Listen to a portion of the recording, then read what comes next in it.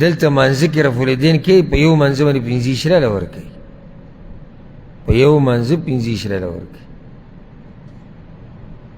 نو ما هغه کس ته دا وویې دا مخکینۍ خبره ما ورته ویې دا خو ډېره ښه ده ما ته دا ځای وښیه زه وله ځم دا پیسې ته هلم دین او دنیا نو 15 ریاله په یو مونځ باندې دا شو 115 ریاله د ورځې 115 چې ظالم سره د پیغمبر د طریقې زه به مزدوري څه کوم او دا پروت به م دغه به کوم سټې داسې دلته کسان لیږي او هغوی وي دغه سند دی هغوی وي ښه د هغه کسانو خواله چې ورشي هغه هم وایي چا وي چې بل له ورشي هغه چا وي ټوله کمپني د چا وي ده خلکو وي چا وي او موږ اورېدلي او مشرانو ویلي دي او مشهوره ده دا ټوله هغه قصه ده چې د دې نه سرچ دي نه پیش دي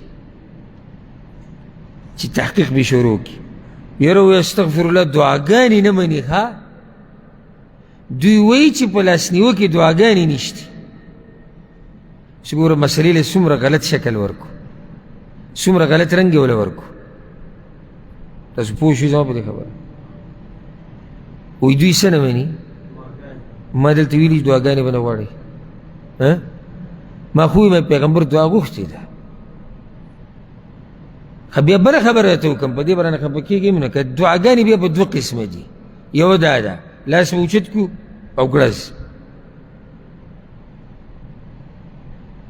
بس دی شونډې به کیم نه رپي لاس به اوچت کړو بیا چې ځو لاس به اوچت دا خو دله والله که ومنم که دې ته دعا وې مړ مې که ټوټې ټوټې مې که دا خو دله سره نه منم دا خو مذاق دی دا خو ټوکه ده لاس به اوچت او بیا یې راواچو او بیا لاس به اوچت او بیا یې راواچو 15 کسان راغلي 15 واړه وي لاس به اوچت نو د اولني چې وي لاس به اوچت کړو نو ټول اوچت نه کړو بیا پکې دې ته څه ضرورت دی چې را بل جدا وي لاس به اوچت کړو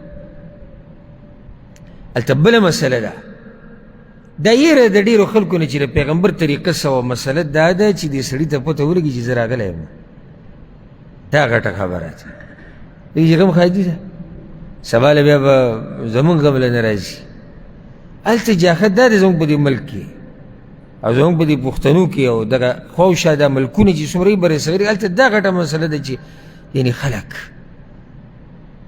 لاس به اوچت او بیا به لاس به اوچت ښه نو لاس چې دې اوچت کړو نو څه خو پکې ووایه که نه ته خو ما ته وایې ته دعا نه منې تعزیت طریقه داره ته یو کس واله ورلي سلام دې واچو کېناستې هغه غم ځپلی دی غم وهلی دی وروره موږ خبر شو او ډېر زیات خفه شو تا سره به دې غم کې شریک یو رب العالمین دې ستاسو دا مړی وبخي الله دې پرې رحم وکړي الله یې د قبر د جنت باغچه کړي الله یې تاسو له اجر درکړي او که دغه مسنون کم الفاظ دي هغه ویلی شي او عربي کې ته یاد هغه ووایه إن لله ما أخذ وله ما أعطى وكل شيء عنده بأجل مسمى فلتصبر ولتحتسب كدغه نه پښتو کې ته صبر کوه الله یې تاسو له صبر درکړي او د الله نه اجر غواړه څه مو خیال دی د لاسنیوي څخه کړي دا لاسنیوه نه ده دا دومره ښایسته دعاګانې چې ده وغوښتې دې کې څه دي دې کې څه عیب و ما ته ووایه 2 کسان ستا خواله رالو الله دې په چا سخته نه راولي هسې مثال دی ته که یو کس باندې سخته راله او 2 کسان یې خواله رالو څوک یې مړ یو راغی لاس اوچت کړو او بیا چې تو لاس اوچت او لاړ کیسه ختمه شو دویم راغی ورور موږ خبر شوي او ډېر خفه شو تا سره دې غم کې شریک یو الله دې وبخي الله دې پرې رحم وکړي الله یې تعالی صبر دی او بیا دې لاړ کوم یو تسلی ده راغلی دا دویم که دا اولنی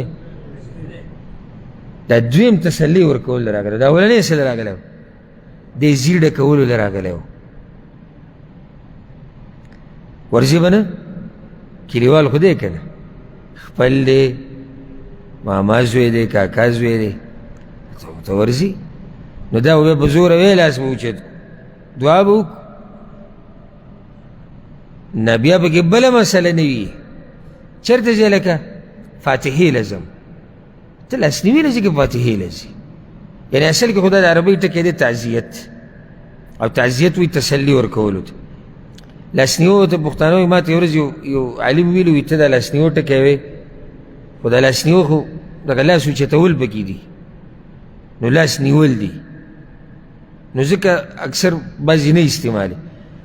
ما ورته ویل زه ورته په دې دغه ګورم لاس نیوه مطلب د یو ورور لاس نیوه په مصیبت کې، پلاني پلاني له لاس ورکو، لاس ورکو یې تسلي ورکړه، دا هم لاس نیوه ده.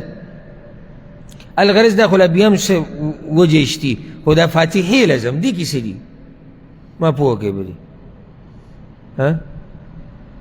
تاسو چاته پته نه چې فاتحه څه ته وایي؟ چېرته م نه دي ویلي ټول ماشاءالله. چېرته تاسو لاسنیوي ته فاتحه نه ده ویلي؟ ولې ورته وایي ما پې پوه کوي زه نن.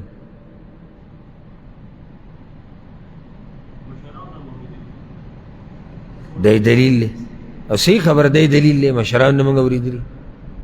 ته روان یې یو سړی مړ دی، ته تعزیت لځې که نه، په تعزیت کې به ته تسلي ورکړې، ته وایې زه فاتحې لځم، فاتحه سورې فاتحې ته وایي. هلته ولې ورته وایي زه راته هلته چې ورشي قاري صاحب یې کېنولی دی، هغه چې څوک راشي تلاوت کوي فاتحه وایي، یا دا خلک فاتحه وایي. ښه زه کېناستم ستا خوا کې او ستا یو خپل مثال کې مړ دی او مصیبت دی، او زه کېناستم الحمدلله رب العالمین الرحمن الرحیم مالک یوم الدین ایاک نعبد و ایاک نستعین اهدنا الصراط المستقیم صراط الذین انعمت علیهم غیر المغضوب علیهم ولا الضالین آمین. او بیا لاړم. تا له ما څه تسلي درکړه؟ ما پوه کېږي تسلي به کوه. دویمه ما ستا مړي ته دعا وکړه، ستا دپاره مې څه دعا وغوښته، ځکه زه تاسو زما دا خبرې به ګوره په سړه سینه اورې، زه ته یو یو واضحه کوم، او که په دې نه پوهېدې، که په دې نه پوهېدې بابا له بله طریقه نه راځي چې په هغې دې زه پوه کړم. یعنې دا بس څه وایي؟ څه ووایو نو؟ اوس که په دې کې هم ته وایي چې څه ووایو نو بیا زه هم ستا باره کې وایم چې څه ووایم نو، زه بیا ستا باره کې وایم چې څه ووایم. زه یو ورځ تعزیت له ورغلم، څه کسانو خو هغوی قاري صاحب کېنولو، چې زه څنګه کېناستم یو قاري صاحب ته اشاره وکړه، هغه شروع کړم قاري صاحب صبر، فاتحه خو مال هم راشي. زه خو ستا تلاوت اورېدلو نه یم راغلی، زه خو راغلی دې مسلمانانو پسې تسلي وله ورکوم، د دوی دې مړي ته دعا کوم، دوی ته دعا کوم، بیا ځم. زه خو فاتحه اورېدلو خو نه یم راغلی. او بیا په هغه تعزیت کې غوغا جوړه شو، دا څنګه ولې ویې د قرآن نه منکر دی، یو پکې ماته وي مشر پکې ناست. یعنې زموږ د عوامو دا ذهن کوم ځای کې ته به ورته یوه مسله باندې وایي د قرآن نه منکر دی، د قرآن نه منکر نه، قرآن خو صحیح دی مني، ځکه چې قرآن وایي د پیغمبر تابعداري وکړو، د پیغمبر تابعداري دا ده. لکه اوس ته یو قبر ته ولاړې دعا تلاوت کې یاسین والقرآن الحکیم، نو د سورة یاسین د قبر سره څه کار دی؟ دلته د مړي دپاره دعا وغواړه، پیغمبر نه ثابت نه دي چې هغه تلاوت کړی، صحابه کرامو نه ثابت نه دي چې هغوی په قبرونو تلاوتونه کړي، ته راغلی تلاوت کې. والا جمعې خطبه را روانه دا ده چې دوی د قرآن نه منکر دي. دا به مولوي صاحب ښه په زور شور سره وایي، د خولۍ نه بیا پشم هم رواني چې نوي خلک را پیدا شوي دي، منکر دي د څه نه؟ منکر د قرآن نه. ناسو کې یو داسې رجل الرشید د عقل خاوند نه وي چې دغه خلکو خواله ورشي چې تاسو د قرآن نه څنګه منکر یې. او د مولوي صاحب ته م وایي چې مولوي صاحب ته م لږ اوس نور پوه که دا څنګه منکر دي د قرآن نه. ستا په مخکې ویلي چې قرآن نه منو، څنګه د قرآن نه منکر دي؟ وی نه دا خو مسله ده چې دلته قرآن ویل دا نشته. لکه زه تاله مثال درکړم، یو سړی د اودس ماتې ځي ته لاړ، که دا خبره لږ اوږده شي خو ستاسو د پوه کولو دپاره یې کوم. یو سړی د اودس ماتې ځي ته ورغی، اودس ماتې ته ناست دی، الله به یادوي؟ نو بیا خو د باندې زه خطبه کوم چې ته د الله د ذکر نه منکر یې. نوي خلک پیدا شوي دي د الله د یادولو نه څه دي منکر. ته خو راشه مسله واوره ما څه ویلي.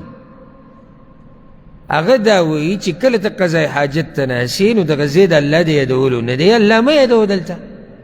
خو دا تا ته نه دي ویلي چې الله مه یادوه، بلکل خو دلته یې مه یادوه دا ادب دی. نو زموږ په دې ملکونو کې هم دا مسله ده. مولوي صاحب منبر ته وخېږو چې څه یې ووایي، دوی دا وایي او دوی دا وایي او دوی دا وایي او دوی دغه وایي. ابوالعز بکي وایي دا وایي دوی بهر ملکونو ته مزدورونه لاړ شي، اول ته وله پیسې ورکړي او قصه وله ټوله ګډوډه کړي.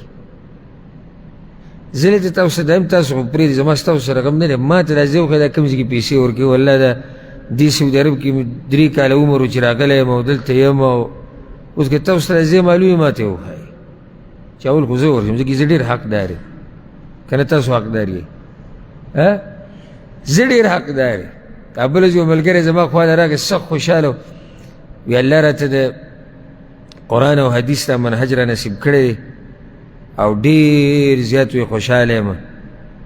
او 2014 نوی ما ستا بیانونه اورېدو او وی سبحان الله زه ډېر زیات غریب وم، انتهایی غریب وم. وی دا هغه ملګری پاکستان نه راغلی عمرې له او ملاقات له راغی، ما ته قصه کور کې وکړه دا هفته که 2 هفتې مخکې.